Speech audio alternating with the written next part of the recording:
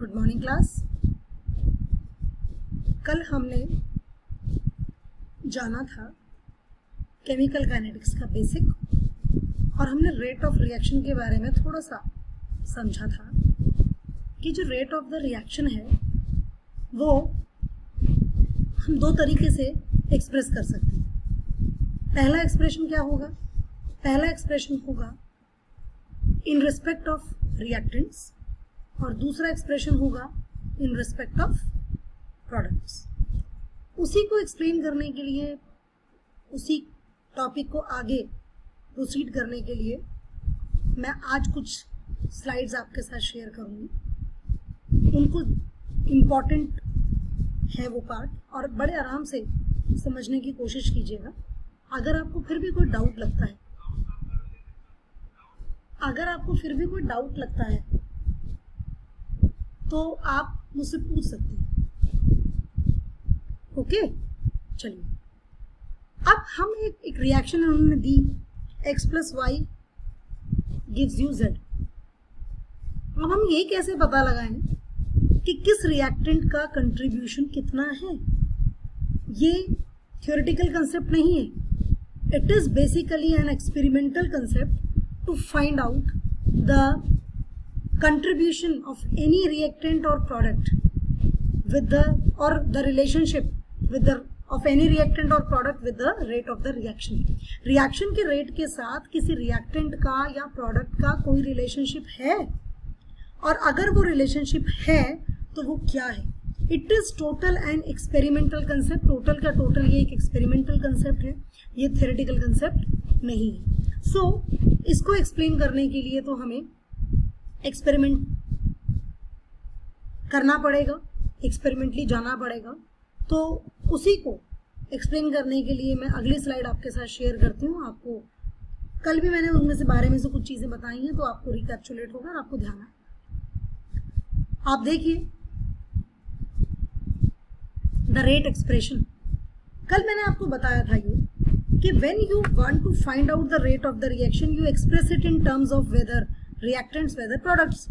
Reactants जो हैं वो आपके, जब आप उसका चेंज करेंगे, रिएक्टेंट्स चेंज होंगे तो उनके आगे नेगेटिव साइन आएगा। नेगेटिव साइन की इंपॉर्टेंस भी बताई थी कि क्यों हम वो नेगेटिव साइन अप्लाई करते हैं। हम वो नेगेटिव साइन इसलिए अप्लाई करते हैं क्योंकि हमारे जो रिएक्टेंट्स हैं वो कंज्यूम होंगे ड्यूरिंग द रिएक्शन। तो उसके बारे में हमने उसको रिप्रेजेंट किया था स्क्वायर ब्रैकेट से। ये देखिए इस तरह के स्क्वायर ब्रैकेट से हम रिप्रेजेंट करेंगे। तो when you see square bracket around a formula it means concentration. सीधी सी बात।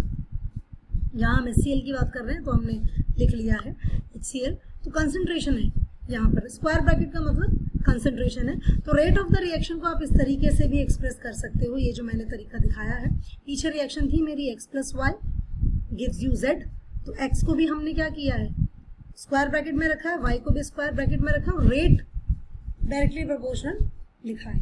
अब ये जो पार्ट है, ये जो कंसेप्ट है, ये तो थ्योरेटिकल कंसेप्ट नहीं है, it is totally N experimental concept के किस पर डिपेंड करेगा और कितना डिपेंड करेगा। तो let's see now the rate expression. Rate is directly proportional to x and y। This suggest that x and y both have equal effect on the rate of the reaction. बिल्कुल दोनों की power same है, 1 उनका stoichiometric coefficient था। Simple है। Question क्या है? What would happen if we double the concentration of x और y। क्या होगा अगर मैं x और y की कंसंट्रेशन को डबल करूं? तो इस एक्सप्रेशन के हिसाब से तो अगर मैं उनको डबल करती हूं तो रिएक्शन का रेट भी क्या हो जाएगा, वुड बी डबल। नेचुरल सी बात है। What would happen if we had y का जो कंसंट्रेशन टर्म है, ये जो मेरा कंसंट्रेशन टर्म है स्क्वायर होता, ये सिंपल y नहीं होता। उस कंडीशन में क्या होता? इस कंडीशन में क्या होगा? सिंपल सी बात है कि आपका जो रेट है वो यहाँ पर अगर आप y का जो अमाउंट है डबल करते हैं तो वो कितना हो जाएगा, डबल का भी डबल, दैट इज 4 टाइम्स। लेकिन अगर आप इस एक्सप्रेशन के हिसाब से y का अमाउंट डबल करेंगे तो रेट आपका डबल ही होगा, x का अमाउंट डबल करेंगे तो x का अमाउंट डबल ही होगा। तो इससे ये पता लगता है कि जो रेट एक्सप्रेशन हम किसी भी रिएक्शन का लिखते हैं that is an experimental concept, वो थ्योरेटिकल कंसेप्ट नहीं है। या तो क्वेश्चन में आपको दिया जाए उसने एक्सपेरिमेंट करके पहले से ही सॉल्व कर रखा हो, या फिर उसको आप सॉल्व करके देंगे जो एक्सप्रेशन वो बताएंगे। तो it is a experimental concept, ये चीज दिमाग में बैठा लीजिए।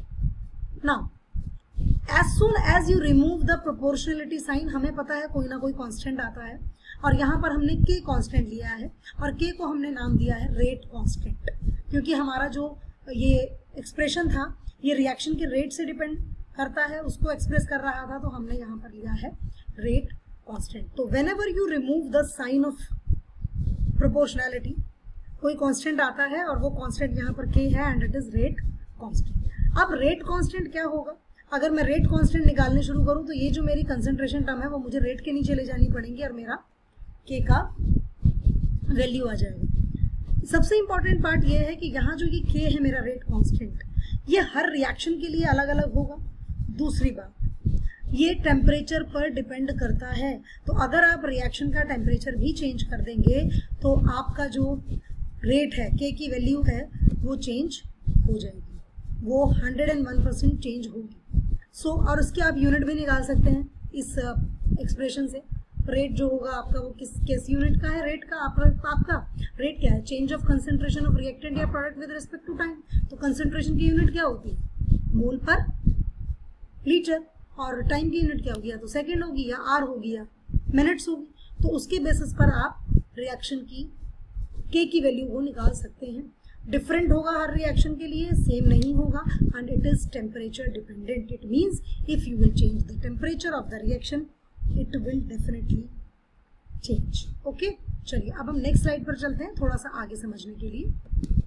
तो this is basically what rate constant. अब हमने इतना ये चैप्टर पढ़ लिया है, इसका सबसे पहला पार्ट न्यूमेरिकल का हमें कवर करना है। सबसे पहले हम